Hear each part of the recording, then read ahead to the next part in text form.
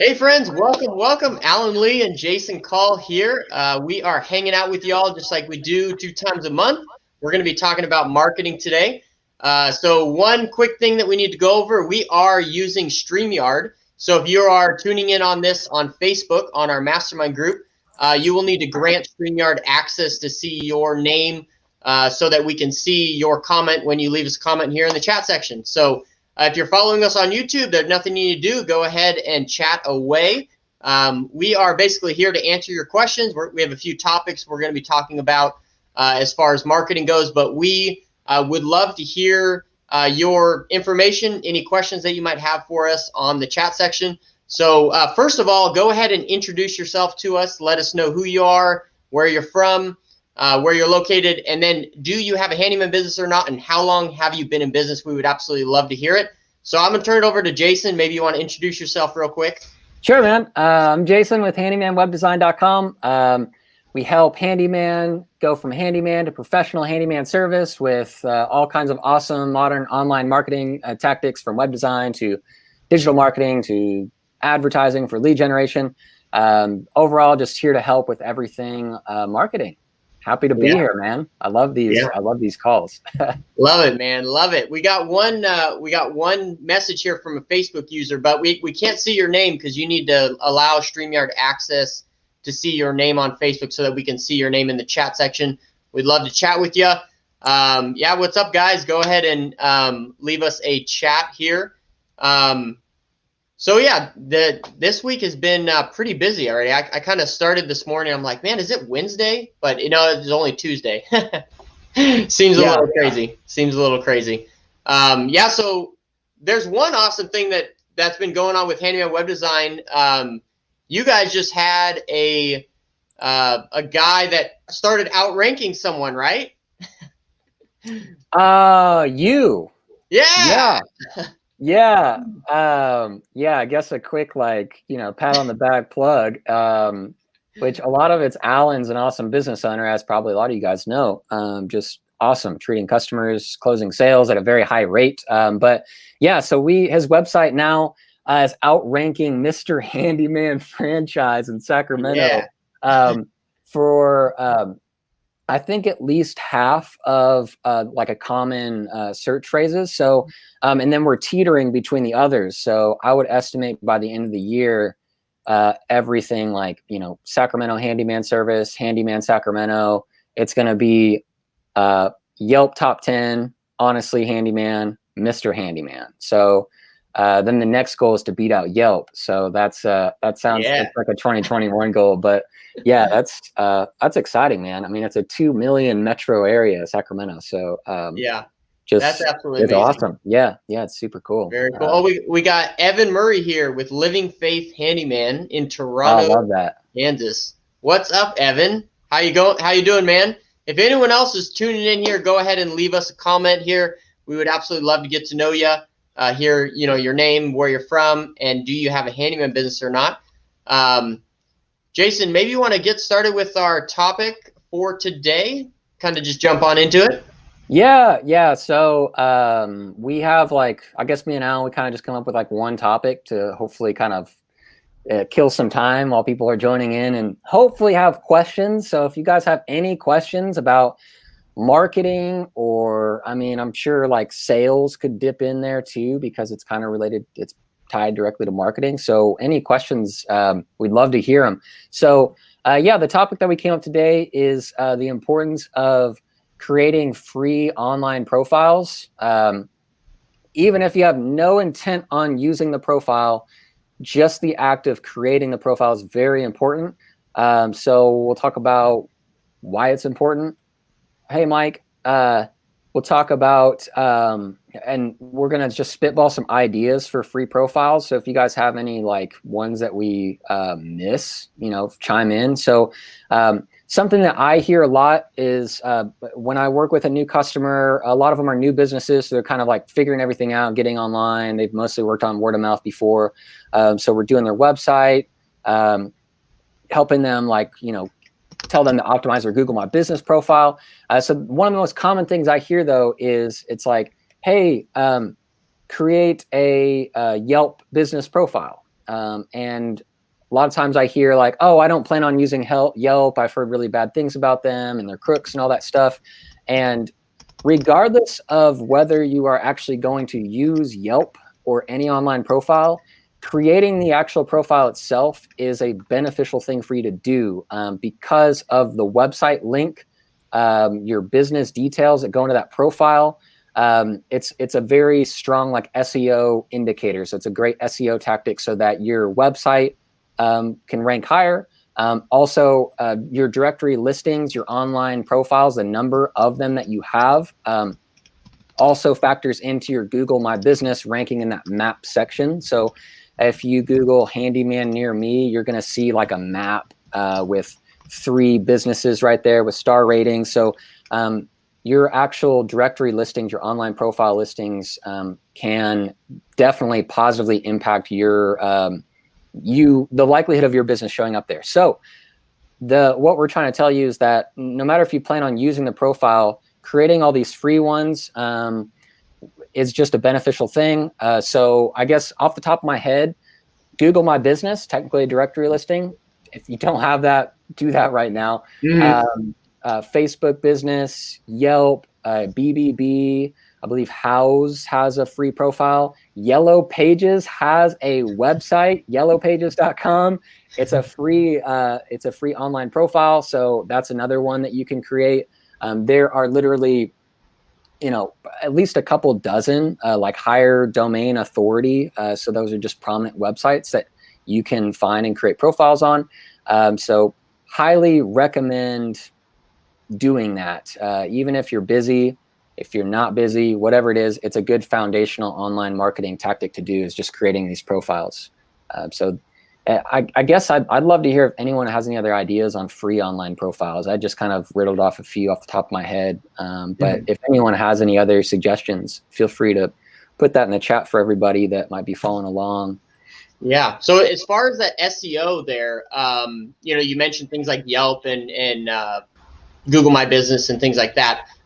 Does Facebook and Nextdoor kind of fit into that same realm? I mean, do they add additional SEO, or is that just more for social media awareness, I guess? Yeah, they do. Same with Instagram. So the general rule of thumb is if you put in your business name and you have a phone number, you have a website URL, you have a business description, it's technically an online profile. It's a directory listing. So obviously there's a lot of crossover with social profiles, but from that local SEO perspective, yes, they are definitely considered directories listings. Free profile. Take the Angie's List free. Yeah, Angie's List does have a free profile. And with all of these guys, you will get spam calls from their sales team. That's part of being in business.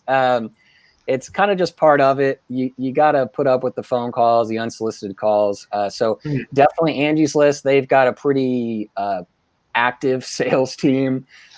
Same with Yelp. But if you just tell them to go away, I know that people have shared specific, like, tell them this about the do not call list and threatening legal action. I mean, I've heard a lot of stuff that can actually work, but the spam phone calls are worth it if you're really trying to build up, that long-term SEO value for your business as a whole, not even just your website. Yeah, it's interesting. I kind of take a different route on things because I know that, a bunch of guys, this is the whole topic conversation, which is kind of always exposed to something big, but, they say Yelp is a ripoff, right? Or whatever. Like there's all these things that they think are ripoffs. But, along those lines, like I've heard stories of people saying, once I stopped paying Yelp, they got rid of all my reviews or this or that, because they keep calling and I say, go away. I don't want to use your services. I always take because when I first started my business, I paid Yelp for the first 3 months, and then I didn't pay them for about 2.5 years. And then I started paying them again. I pay them right now. But through those times, whenever they would call, I always wanted to maintain a good relationship. I didn't want to be like, hey, forget you, stop calling me. I don't want to hear from you again. I always said, hey, I'm not interested at this moment, but possibly down the road. Now, obviously, that's going to just invite them to keep calling you. But I knew that I wanted to maintain that relationship because if by any chance they were crooked, right, I didn't want to get on their bad side. So that's what I always tell people whenever they call me. It's like, hey man, I'm not interested right now. I got enough work. I'm just interested in the free profile, and do you see anything wrong with that, Jason, or what are your thoughts on that? No, if they've got a free profile to offer and you can put in your website link and your business information, it's a no-brainer, especially on those those very popular websites and marketing. They would have high domain authority. So if you have a link from, say there's two websites, both linked to your website, the one with higher domain authority is technically going to carry a lot more SEO value. So especially like Yelp and these high profile ones that get like millions and millions and millions of visitors every day, they have a free option, Angie's List. Take them up on it. Bear with the spam calls for a while, because it's going to benefit your business in the short term and the long term. So yeah. One thing that was also kind of interesting through that kind of experiment of gathering people's information, like I noticed that most people do not have, and this is something that we're going to talk more in depthly tonight, because we're going to have a one-on-one live group coaching call tonight in our private Facebook group coaching call. And we're going to talk about this specifically, but most people don't have their handyman business Facebook page on their personal profile. Now, that's not really like a big SEO thing, but I would say it's like SEO for your crowd, for your people, right? For your friends and family. Like when I go to someone's when I go to someone's Facebook page and under occupation, it just says self-employed or there is no occupation. Like, I don't know what you do. I know you're a handyman because you're in the handyman group, but I don't know like what the name of your business is. I don't even know where you're located. Like just simply create a Facebook business page and put that in your occupation. Say, I am employed by Honestly Handyman. And there's the link right there to go to my Facebook page, and it'll give you all the information that you need. So I would highly recommend doing that, just from like a smaller, you could call it SEO, I guess, but just for your own personal Facebook crowd. What do you think about that, Jason? Yeah, I mean, if it increases kind of your visibility of your business, and one of the things that I always try and remember is that people love people. That's why Facebook's so popular, right? You want to connect with other people. People are curious about other people. They want to know where they work. They want to know what they've been doing, especially friends and family. So yeah, definitely having the Facebook business page, and then two, having you as like owner, operator of that page. It's definitely gonna, over time, it would definitely bring in more business than you not, because your friends, family, people that connect with you, people that are just stalking you locally or whatever it is, they're going to see that connection. And if they're your ideal customer or property owner, need some stuff repaired, then, a lot of people, everybody needs someone like that. Everyone needs a good handyman. So definitely. We got Maui Steve is in the house. What's up? I love it. Evan's comment about the truck. I love that. And actually I have a handyman because I have to stick to what I know best, which is definitely not building a fence. So my handyman's actually here today, and he drives this like really old, I'm not sure if it's a Ford Ranger. I think it might be a Chevy. I know there's some like, some division there. But he drives this old pickup truck, rusted paint. And it's loud. Like you can hear it when it's like half a mile away. It's like, his name's actually Alan. So it's like, oh, I hear Alan. He's about to be here. But he's my guy. He's my guy because the work he does is awesome. He's really honest. I mean, I can leave him at my house and not have any issues. So, I definitely think I think at some point, like when you look at like a company that has like multiple trucks out there, I guess you could probably figure it out where like the owner could get away with that really old truck, that personality.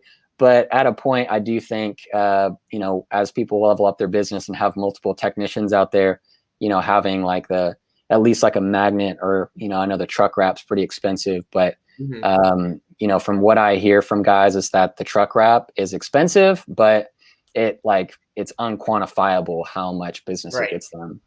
Right. Yeah. It's interesting. Like I've heard clients say you know, oh, my old handyman was awesome. Like he did amazing work. And like, but they would always say like in the details of explaining him, right? They would say, oh, he had like a really horrible looking truck, or he had holes in his shirt, but he did amazing work, right? He would always be smoking a cigarette, but he was super honest. Like they always put that in the details, right? So it's fine if it's working for you, but I think it would be great to just be like, hey, that guy does amazing work and he looks professional, rather than saying his truck's not the best, but he does amazing work, right? So like it's like you get one strike against you, one strike for you, rather than two strikes for you. Like I think it's fine. I mean, if you want to operate that way, but I think as far as like a business-minded growth aspect, like we always teach people at the Handyman Journey, when you're growing your handyman business, you don't want to think like a small business. You want to think like a big business. So what does a big business do that you need to start doing so that you can get to that point? Does an Amazon delivery driver drive around in a beat up Ford Ranger? You know, because that's all that Jeff Bezos has? Like, no, he's got like a top of the line, super nice, clean, branded truck that's driving around there delivering packages. I mean, works great for you, but I mean, if from a business growth standpoint, I think eventually you're going to want to, you know, invest in some good marketing and branding. And a truck is a really great thing because that's like one of the first things that people see when they see you pull up to their house. So that and a very nice uniform. Let's see, we got another question here from, I think it's from Evan in Toronto. Kansas City drives 100 miles for work. Wow, that's a long ways away. He says, how far do we go for jobs? We have kind of a 20-mile radius, about, give or take. There's some places we just don't go, like Rancho Cordova. It's absolutely horrible because there's only one way to get there from here, and it's down Sunrise, and that road sucks. I mean, especially during rush hour. So you could get stuck on that road for like an hour. So it's like, it's not even worth it driving to Rancho. So we don't even go there. And then Folsom, you know, I mean, we could get there, but yeah, there's a lot of things that don't really work out. So we have a 20-mile radius, give or take certain areas. So we kind of are, I don't know. We're choosy on that. So let's see on the questions here. Hey, you want to answer that one by Charles there, Jason? Hey, Charles with Hawks Home Repair. I've always tried to keep my work life and home life separate. Is linking your business page to your personal page, is that detrimental to increase clients? You know, I don't think that not doing it is detrimental to your business. If you're doing your marketing right. If you're like if you're like working strictly off like referrals, repeat business, stuff like that, I think that it might be detrimental at that point because people, you know, they'll say, hey, call Charles, rather than, hey, look up Hawks Home Repair. So as far as maybe you're asking, like, is it detrimental to that work and home life balance? I personally don't think so at all. I mean, I have a personal Facebook page and I have my business pages, and on mine, like, I'm connected with them. You know, if you go to my personal, it's going to say, you know, handyman web design and just some other stuff I do. I post, you know, I just post my personal stuff, and I've never had any kind of issues with keeping things separate. I mean, I've got like customers and stuff that we are friends on Facebook, and they'll comment on my personal stuff, but I personally welcome that. I mean, I like having that relationship with my customers. So that's the only maybe crossover there for you if that's like uncomfortable for you. But I personally don't think that there's any detriment in crossing over that work life by connecting your personal to your business Facebook. Mm-hmm. Yeah, I would say, Charles, I would say it's also, I would say it's not detrimental, like, if you don't do it, but I would say that you're missing out on a lot of good opportunities. You know, so if you're lacking in some work or looking to get some more organic leads, I mean, you're missing out on one of your biggest warm markets that you have. You know, statistically saying, you know, by the time someone is 20 years old, they know roughly 2,000 people, and that's really amplified on Facebook because we're friends with like people that we haven't seen in however many years, that we went to high school with, or our great Aunt Betsy that we haven't maybe even ever met, but she, you know, she lives on the other side of the US or something like that. we are connected with these people on Facebook. So when you either post your business stuff on your personal Facebook page or link your business page on your personal Facebook page, those people actually see that. Your great Aunt Betsy, who lives in, you know, the butt crack of Maine or something, she might be like, oh, I actually have someone that I know that lives in Sacramento that is looking for a handyman. Like, because she, just like you, have friends that aren't necessarily around you. She also has friends that aren't necessarily around her that she could recommend to you. So I wouldn't say it's not detrimental. I wouldn't say it's going to kill you if you don't link them, but I would say if you are looking for more work and definitely looking to grow your business, I would definitely link them, you know, personally. You know, that's kind of what I would. Oh, we got some politics going on here, huh? What's this say?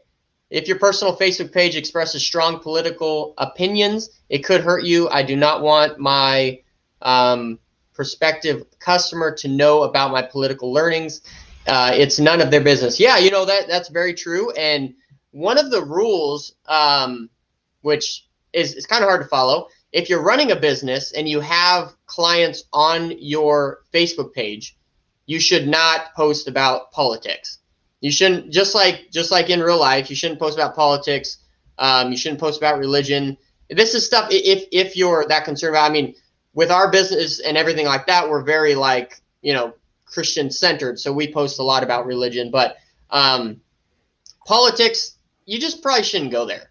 And there's a whole bunch of other stuff about Facebook and politics and agendas and things like that. So that's kind of a whole nother rabbit trail that we could get into, but I would just say don't post political stuff on Facebook. What are your thoughts on that, Jason? I mean, that's a tough one, you know? I mean, if you think that the stuff that you post would turn people off, then and you strongly feel like you want to express that, then yeah, I mean, I could see the point of like separating yourself from the business, you know, like using just Amazon as that extreme example. Like, you don't see Jeff Bezos like popping off on his personal Facebook about politics, because I think that would drastically affect Amazon, right? Right. I really do think it would have a significant impact. So, you know, the handyman journey, thinking like big business through that lens, which I think is a great lens to look through. Yeah, I would keep those separate if you do post strong political opinions. Mm-hmm. Yeah, and I have never met anyone who has seen a political post and changed their political affiliation. I mean, I don't know, you know, what that wins, but that's a whole nother, and we're going to get off on a big old rabbit trail, so that's probably not good to go down. Okay, so Mike Benner says, I have an aunt in Utah. One of her friends moved to Omaha. Now he's an awesome client. Look at that, Mike. That's exactly what I'm talking about. You know, like, you don't know where people are at, right? Someone may have just moved to your area. Evan Murray says, Alan, I'll have to put a map together of towns I work in here in Kansas. My house is 20 miles from the nearest Dollar General, 40 miles from the Walmart. I'll go where the money is at. Yeah, that's good. I mean, go where the money's at. But that's exactly what I did. Print out what I did, and this is the way I created my systems, the way that we teach in the handyman journey. Print out a map of your area with zip codes, right? So each area is kind of sectioned off, kind of like a state would be on the map, sectioned off into zip codes, and then highlight the areas that you go in with your zip codes, so that when your customer relations personnel, when they're hired, they're just find out what zip code these people live in, and then they're like, oh, is this within this map? Yep. Okay, we service your area, right? So it's very good, just even for your own mind, to kind of understand where you work and where you don't want to work, you know, and what the zip codes are. I think that's important, because that gives a bigger detail than just the city, because say Sacramento has, you know, can have multiple different zip codes. But if we have a specific zip code in Sacramento that we work in and we don't work in the rest, then we know if they're from the zip code, we work for them. You know, that's at least the way that we run things. Yeah, and that's what's cool too about business. I mean, Evan, obviously, like, I imagine you like to, you know, you like the rural living, and I mean, it's a lot more affordable too. I mean, I live in rural California, And I have family that is 40 miles from a Walmart. So I've been there, man. And there's some beauty in having that lifestyle and that privacy and stuff. So, I mean, that's just a beauty too of business is if that's something that you want to do and you don't mind making that drive, then you have that option, and that's awesome. It's the same with the truck thing. My handyman drives an old beat up truck. And that's all he wants to do. He's booked out 3-4 months, and he's happy with his current situation. He doesn't want to grow. He doesn't want to hire people. But that's his choice that he's making, and he's happy with it. So anyway, it just kind of falls under that like personal preference, man. If you want to live out there and drive 40 miles, more power to you. For sure. I mean, that's great. And that's the amazing flexibility of this, that you get to choose kind of what path you want to go on, Real quick before we take something else, I wanted to highlight that we are doing we're calling it a marketing roast. We're doing it tonight where we're taking a few guys that are in our private group coaching container here on Facebook, and we are roasting their marketing. So Jason Call has been going through their marketing with a fine-tooth comb, and we're basically going to be laying out everything that they're doing wrong, everything that they should be doing, and the things that they are doing right. Obviously, we'll give them a little bit of credit, but we're doing that tonight. We every other Tuesday, basically. So 2 times a month, we meet together with our private group coaching clients, and we do a private group coaching call. And the one tonight, which will be at 4 p.m. Pacific Standard Time, is all about that marketing roast. So I'm super excited about that. So if you're interested in that, we would absolutely love to have you in there. There's always room for more people in that private group. Go ahead and send me a PM on Facebook or send me an email at handymanjourney@gmail.com. We'd love to get you into that. So let's go back to the comments here. We got Jumani Hicks tuning in from YouTube. What's up, man? Evan Murray's got a question here. He says, for both of you, what is your best money makers? Let's see. Well, that's interesting. Well, I would say on small jobs, if I could do one job like all day, just like tons of them, I would probably do ceiling fans, replacing ceiling fans. Because with ceiling fans, you could charge, anywhere like $135, $150 per ceiling fan. And if you had a bunch of those per day, I mean, they're fairly simple. You can knock them out in, 30 minutes to an hour, depending on the complexity of it. So I would say that would probably be it. But it's different for every business, because our business, we focus and we are experts on kind of small maintenance style items rather than big remodels and things like that. So we're more of like get in, get out, and then go on to the next one. That's kind of what our business model is. He also asked for you, Jason. So I don't know if you want to share what's your biggest. Well, I mean, I guess I can answer that 2 ways. Is I don't make any money installing light fixtures. I'll tell you, it took me like probably over an hour to put in my curtain hanger. So, I can't speak much to that, but I can tell you that what I hear from my customers and the small jobs, yes, that you get very, very proficient at and charge a minimum, like 1 hour charge, or some guys charge 2 hour minimums. And if you show up and you have a 30-minute job and you've got your paperwork right, you've set the expectation with the customer, then those little jobs that someone needs done, I mean, how are you going to be, you price something, you get paid 2 hours worth of work for 30 minutes of actual labor. It's pretty sweet. But I know dryer vent cleaning is a pretty popular one that I hear, because it's the same thing. You come in, to expect, you can get out. Changing out light fixtures, installing ceiling fans, mounting TVs. Let's see.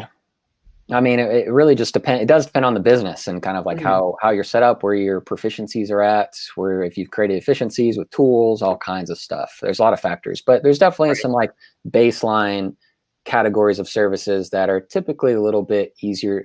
You can get them done really fast, and therefore, if you price them right, you can make a higher margin. Nice. I agree.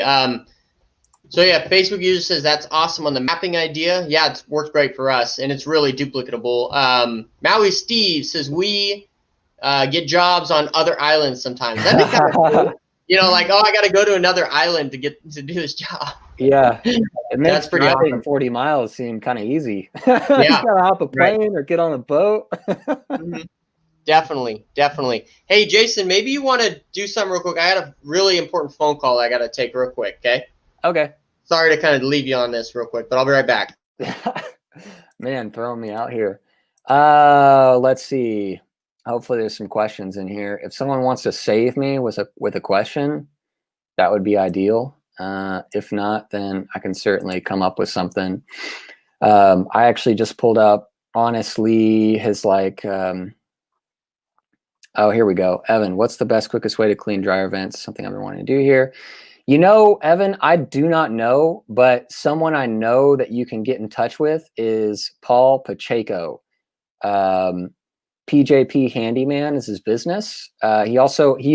He did dryer vents so much and saw the value in that business that we actually set up a whole. I mean, I just helped him with the website stuff, but he created a business called Pro Dryer Vent Cleaning. So I think Paul Pacheco is in this group, PJP Handyman.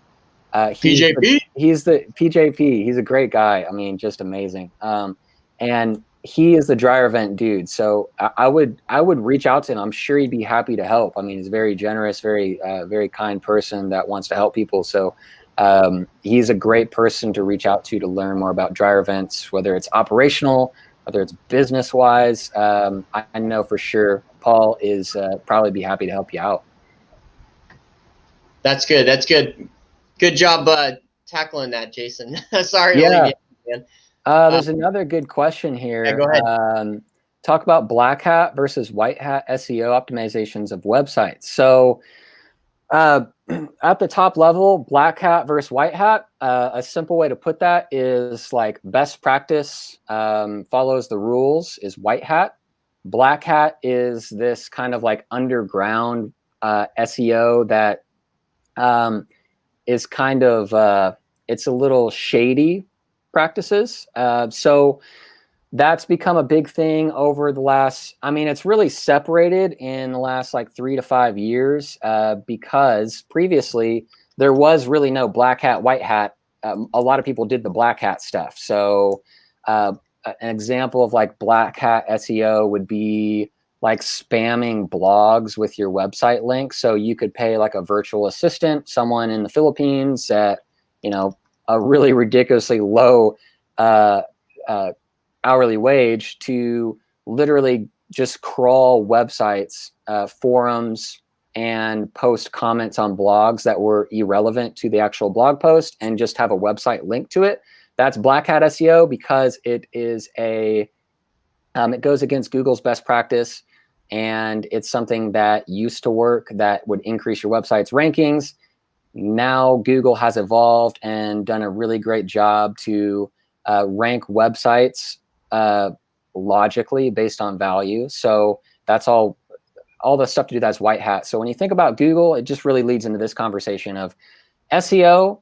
There's a ton of stuff. It gets very confusing, but Google's very logical.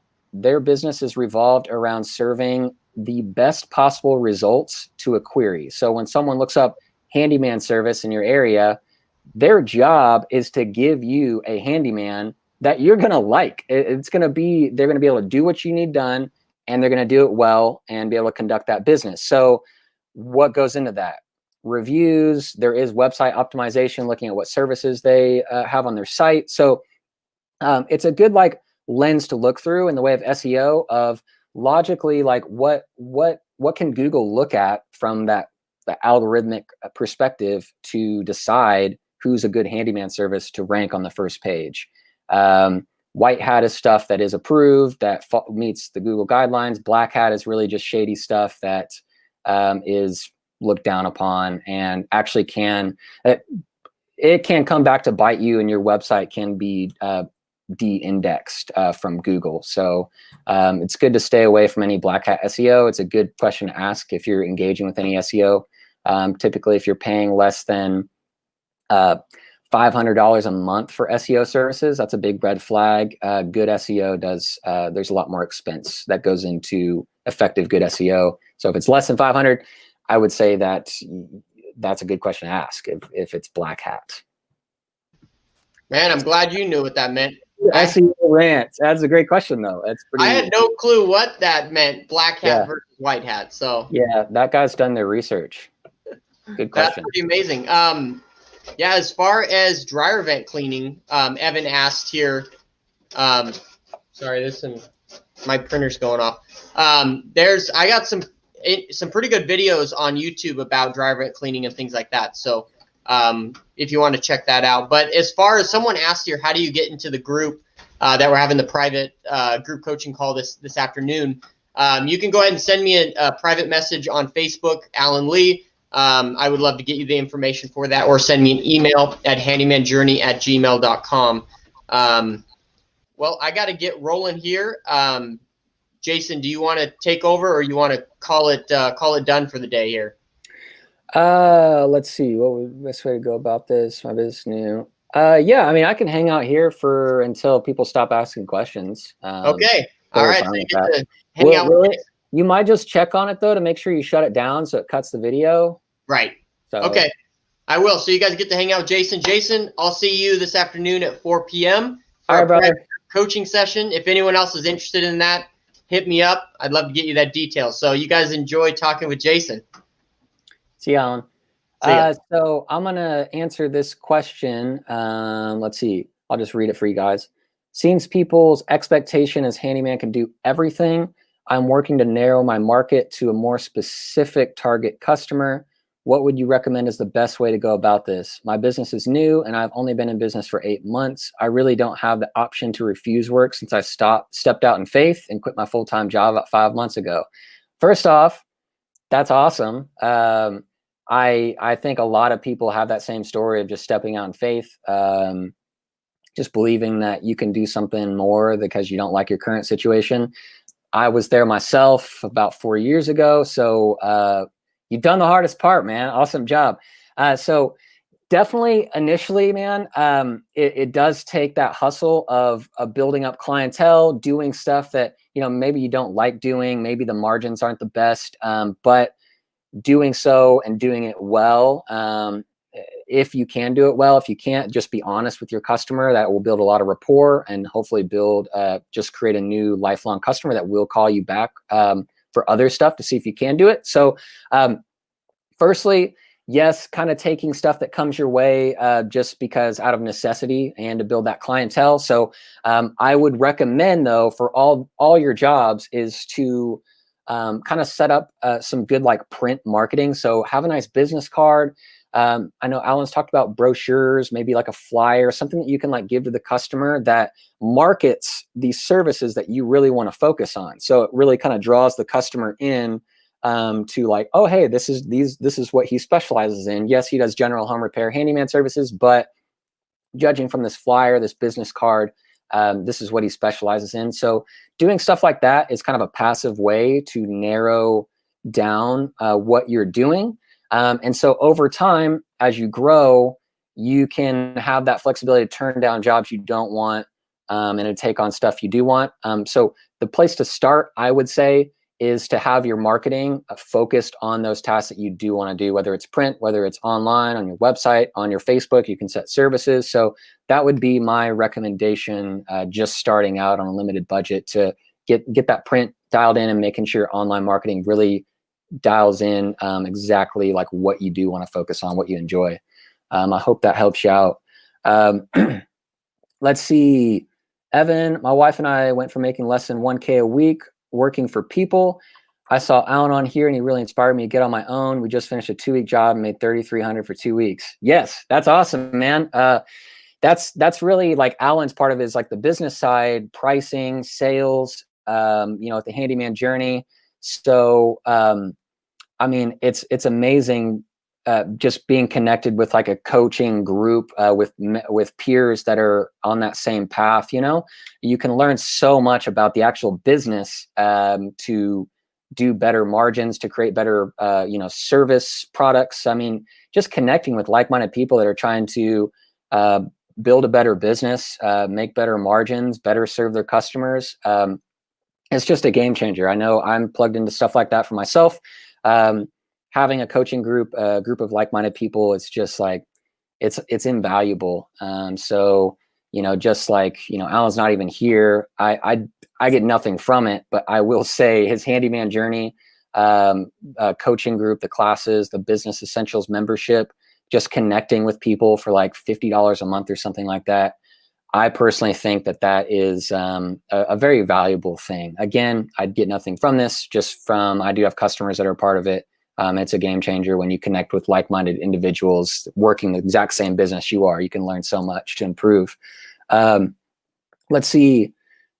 Thanks for the answer. Appreciate the $500 a month remark. Did not know about that. Going to sign off for now. Thanks. Reese, hey, you're welcome, man. Best of luck to you. If you weren't listening in, that was just like a benchmark for if you are engaging with a professional SEO company. If they're charging less than $500 a month for ongoing SEO, I'm not talking about listing citation management. That's not what I'm talking about. I'm talking about ongoing SEO. That's more than just them building and managing your citations, which literally does not take them very much time at all after a couple months. So if an SEO company is charging less than $500, it's kind of a red flag as to the quality of the service, and a big question mark on the results that they're going to get for your business. So anyway, that was Reese's comment about the $500 a month mark. Just a good gauge for, it's not concrete. You know, there's different people in different parts of the world, different situations where they can make a legitimate business from that fee, $500 a month, but good benchmark to look at when engaging with any SEO company. All right, guys, if there's any more questions, go ahead and fire them off. If not, oh, hey, thanks, Evan. God bless you, man. Just keep it up. I mean, that's the amazing thing about handyman services. Everybody needs a reliable handyman, and just the connections you can make with homeowners and building that trust. I mean, it's a blessing, man. So just keep on doing it. Sounds like you're on a good path. Any more questions, guys? I'll like let the clock run here for like 30 seconds. And then I'll be signing off. Alan did kind of plug his the business membership group. He's invited me on there. This will be my first time joining that coaching group, just to pop on. We're doing a what Alan's called a roast. So I'm researching a couple of his members, and we are going to roast their online marketing. So I'm looking at their website details from like the nitty gritty of like meta descriptions and titles, structures, and alt tag, all this like nitty gritty stuff, online profiles. And we're going to roast them. We're going to tell them what they're doing well, because it's good to, you know, it's good to know what you're doing well, because things that are going well, you should put more input into. And then we're going to really hit on where they can improve. And so the whole, of course, idea is that everyone in this group is going to be able to learn from that individual roastee, because really, if you're a handyman service, the marketing is so similar to your buddy in this group. All the same stuff is applicable. So looking at one, who's doing it well, who's not doing it well, you can apply those principles to your own to improve yours, because really the online profiles, the general social media strategy, advertising strategy, the website, it's all very similar. So it's going to be awesome tonight. Sorry, got to go surf. All right, Steve. See you, man. Let's see. So the cost is $500. I'm not too sure. I know you're probably asking about the SEO thing. That is not our cost for SEO. It's very personalized based on the market, about the competition. Because really, when you think about SEO, you don't have to be paying $5,000 a month in SEO, which is just an arbitrary number. You just have to be paying enough to outrank your competition. So SEO really is revolved around your competition. Again, the beauty of being in a handyman business from a marketing perspective, from what I do, is that the opportunity is there, because there's so many handyman services that are very well established, but they don't really pay attention to online marketing. So the opportunity to do well in online marketing is great if you pay a little attention to it and invest in it a bit. Any recommendations for streamlining the estimating process? That's really been my bottleneck as of late. So I certainly cannot speak to some nitty-gritty operational stuff because I'm not a day-to-day handyman business owner. I just work with a lot of them every single day related to marketing. But from that, I have tons of conversations, so I can just give you what I hear from guys. So streamlining the estimating process. Yes, I know there's a big problem of when you get busy, you've got all these, if you offer free estimates, you're spending like tons of time driving to places to give free estimates. One would be doing everything you can to give an estimate over the phone via text message, pictures. If you price per project, so there's projects that can typically just be priced by the project that you can figure out with certain information like dryer vent cleaning.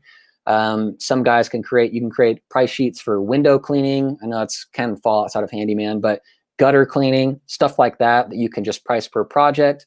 But my recommendation, just from, again, hearing from my customers, is to get as much information as you can via text and phone to do that estimate without actually showing up. And then piggytailing that with, if you actually need to go out there, then you have a minimum like trip charge, an estimate charge. I know some people talk about you can credit that to your job. I'm more in agreement with people that say do not credit it to the job, because really you're charging for that time it takes you to go and give the estimate because you couldn't do it over the phone. So therefore it has value. And by crediting that back to your job, you're almost diminishing that value, anyway. It's just like basically giving a free estimate, but you landed the job. So anyway, I don't own and operate a handyman business day to day myself, but I hope that might be helpful to you, just setting up processes, price sheets, maybe by project, to do everything you can to estimate over the phone via text. All right, guys, I'm going to sign off here. It was awesome. We'll be back in 2 weeks. So every 2 weeks, Tuesday at 11 a.m. Pacific Standard Time. Me and Alan are here talking about marketing. So it was awesome to be here with you guys. I'm Jason with handymanwebdesign.com. Wishing you all a wonderful day. See ya.